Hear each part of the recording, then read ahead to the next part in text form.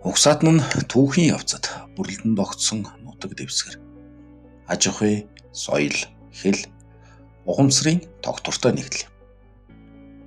Энгийнээр хэлбэл түүх, хэл, соёл амьдрал ахуйн хувьд бие биетэйг ойр тойрол. Нэгэн угсаа гаралтай хүмүүсийг угсаатан гэдэг. Угсаатан бүр түүл явцын дээд хэлбэр нь үндэстэн. Угсаатны 3 үндсэн хэлбэр байдаг. Үүнд овог аймаг. Энэ нь цусан төрлийн холбоотой хүмүүсийн нэгдлийг хэлдэг.